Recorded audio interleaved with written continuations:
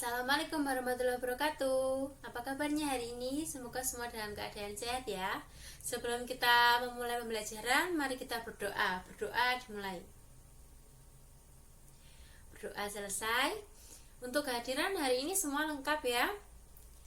Untuk materi, kita akan mempelajari tentang sifat, totipotensi, dan juga kultur jaringan.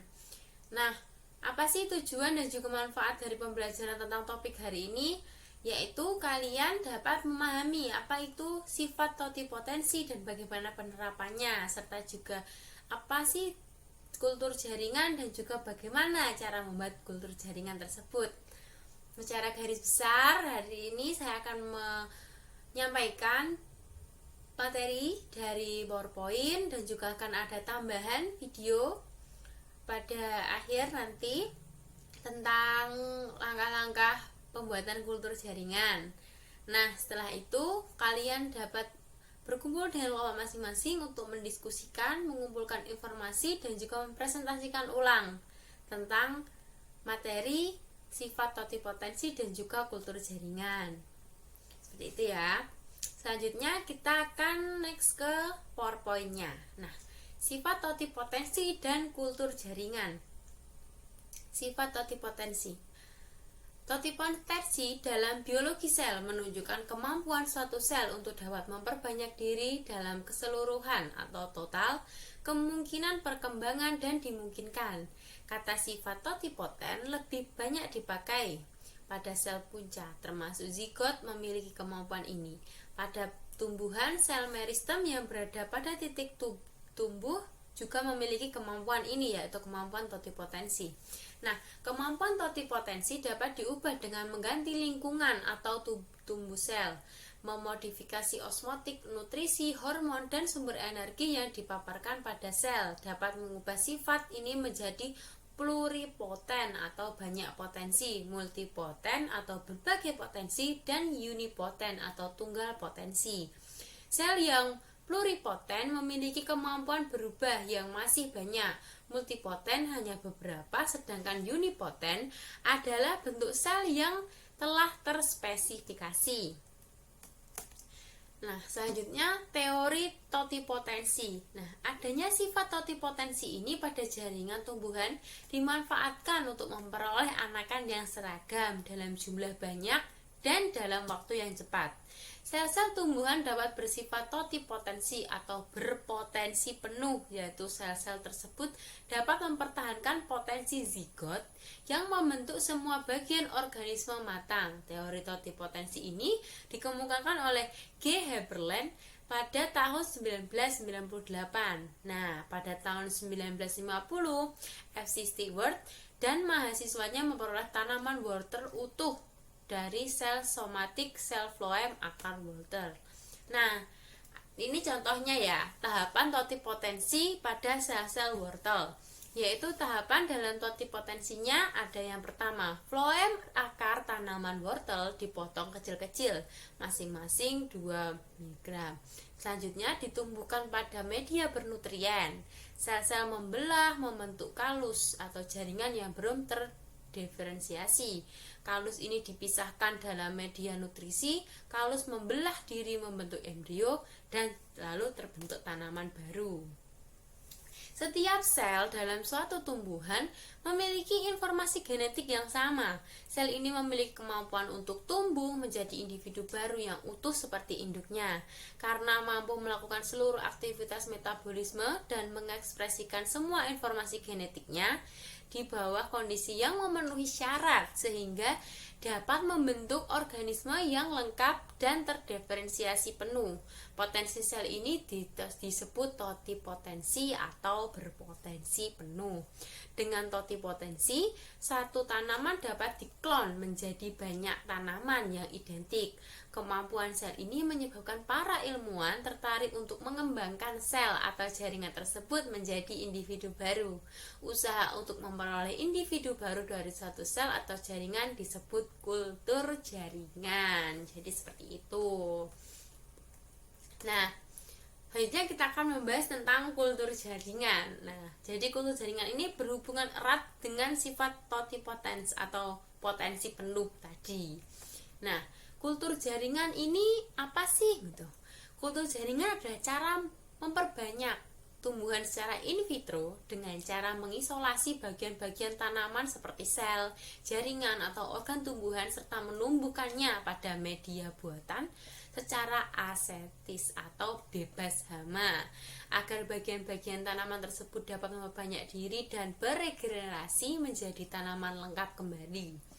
Kultur jaringan dilakukan dalam laboratorium khusus yang steril dengan pencahayaan dan suhu yang terkontrol. Bagian kecil dari tanaman, sel, jaringan, dan organ yang digunakan dalam kultur jaringan disebut explant. Nah, explant ini diambil dari bagian yang masih muda atau primordial. Sel-selnya masih bersifat meristematis dan mengalami proses diferensiasi. Apa sih tujuan dari teknik kultur jaringan ini? Kenapa kok ada kultur jaringan gitu? Nah, tujuannya itu yang pertama dalam menghasilkan tanaman dalam jumlah yang besar dengan lahan yang tidak terlalu luas dan waktu yang singkat. Yang kedua, dapat menghasilkan tanaman yang bebas penyakit, melestarikan jenis tanaman langka, satunya mempertahankan sifat-sifat dari tanaman induk, dan menghasilkan varietas tanaman baru dengan kultur fusi protoplas. Nah, selanjutnya kita masuk ke tahapan teknik kultur jaringan. Jadi kultur jaringan ini kan suatu teknik yang memiliki beberapa tahap-tahap untuk mempersiapkannya. Yang pertama yaitu tahapan persiapan dan sterilisasi explant. Explant yaitu tadi bagian yang akan dikultur.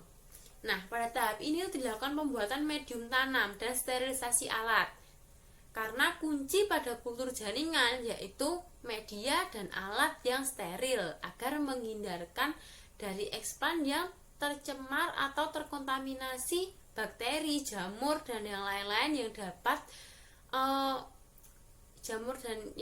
ini dapat menghambat untuk berjalannya kultur jaringan tersebut. Nah, pada tahapan ini medium tanam berupa medium agar-agar yang diberi tambahan unsur makro dan mikro, asam amino, vitamin, gula, serta hormon pengatur tumbuh. Media ini harus disterilkan menggunakan uap panas bersuhu 140 derajat Celcius dan bertekanan 1 atmosfer dengan waktu yang telah ditentukan agar aseptis. Alat yang digunakan untuk sterilisasi medium dan peralatan disebut autoklaf. Selanjutnya dilakukan pengambilan explant dan tanaman yang sehat. Nah, yang kedua ada tahapan inokulasi. Tahapan ini dilakukan penanaman explant dalam ruangan tertutup dan telah disterilkan. Jadi yang disterilkan itu medianya, alatnya, ruangannya.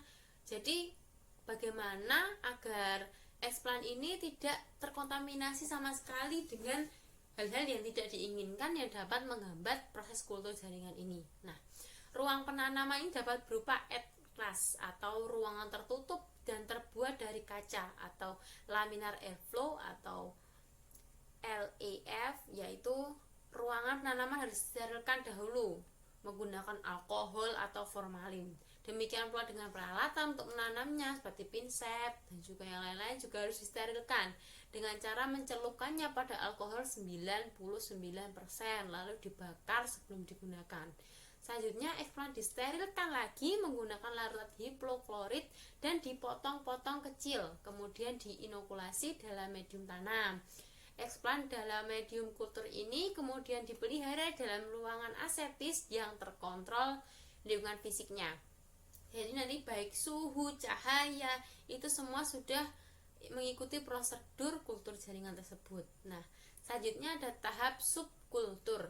Nah, setelah terbentuk calon tumbuhan, akar atau tunas, maka dilakukan pemindahan ke medium yang baru. Nah, pada medium yang baru ini komposisi hormon dalam media tanamnya itu biasanya berbeda dengan komposisi hormon pada media tanam yang sebelumnya. Hasil kultur dapat berupa tunas atau kalus. Nah, kalus ini adalah massa sel yang tidak terdiferensiasi. Selanjutnya, kalus ini dipindahkan ke dalam medium dan diberi hormon auksin dan hormon sitokinin yang seimbang. Kalus akan berdiferensiasi membentuk organ tumbuhan sehingga individu akan terbentuk. Selanjutnya adalah yang terakhir yaitu tahap aklimatisasi, yaitu bibit tanaman ini yang dihasilkan dari teknik kultur tadi berupa tumbuhan yang berukuran sangat kecil yang disebut dengan plantlet. Nah, plantlet ini harus diaklimatisasi lagi sebelum dipindah ke lahan tanam. Jadi aklimatisasi ini dilakukan agar plantlet beradaptasi dengan lingkungannya yang baru. Karena pada saat di dalam proses kultur jaringan tadi, si plantlet ini sangat dijaga. Sedangkan untuk pada dunia luar yang sterilisasinya mungkin kurang atau bagaimana, karena dia sudah dibiarkan tumbuh selayaknya tumbuhan biasa, jadi harus melalui tahap aklimatisasi terlebih dahulu. Nah, plantlet ini ditanam dalam polybag dan diletakkan di tempat yang teduh.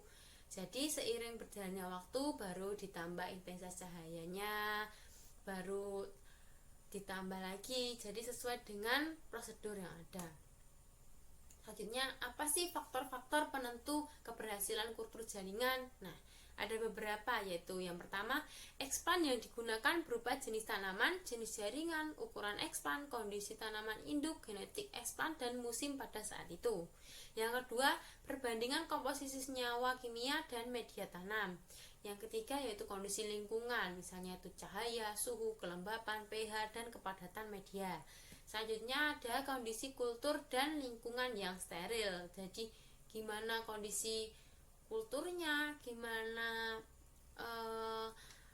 komposisi untuk senyawa kimianya, gimana kondisi lingkungannya, itu faktor-faktor yang sangat berpengaruh untuk penentu keberhasilan kultur jaringan.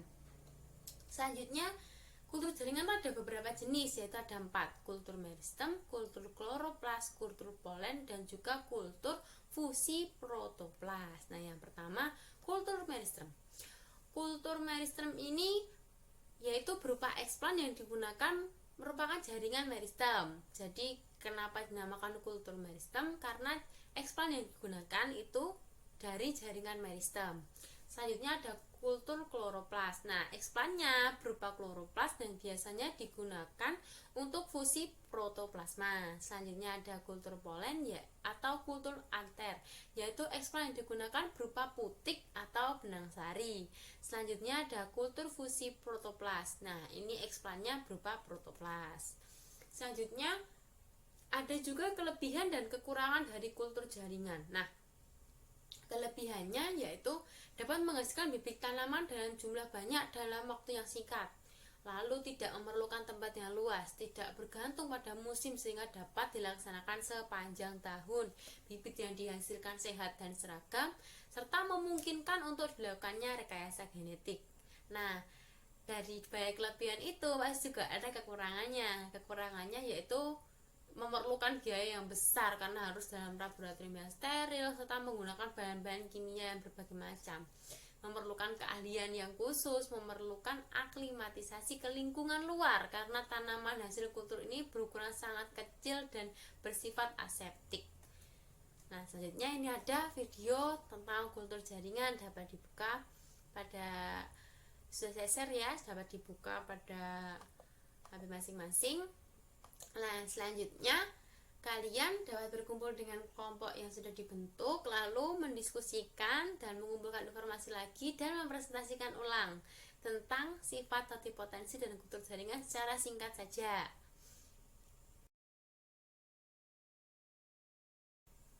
Sudah sangat baik ya untuk presentasi hari ini, kelompok lain juga sudah menanggapi dengan bagus. Nah, selanjutnya kita akan membuat kesimpulan tentang hal-hal yang sudah dipelajari hari ini tentang sifat totipotensi dan juga kultur jaringan. Nah, sifat totipotensi dan kultur jaringan ini sangat berhubungan erat ya, karena adanya sifat totipotensi maka ditemukannya teknik kultur jaringan ini. Jadi teknik kultur jaringan ini dapat dimanfaatkan dengan baik, tapi tetap ada kekurangannya, yaitu masih dengan biaya yang mahal, juga memerlukan keahlian yang khusus, serta hasil kultur jaringan ini perlu diaklimatasi agar mampu bertahan di lingkungan biasa. Nah, selanjutnya untuk hari ini mungkin dapat cukupkan sekian. Silahkan mempelajari lagi untuk pembelajaran berikutnya ya, yaitu tentang struktur dan fungsi jaringan pada tumbuhan. Jadi kalian mempelajari untuk yang pertemuan selanjutnya untuk mempersiapkan pertemuan untuk minggu depan. Nah, mungkin cukup sekian hari ini. Mari kita tutup dengan berdoa. Berdoa dimulai. Berdoa selesai. Cukup sekian. Wassalamualaikum warahmatullahi wabarakatuh.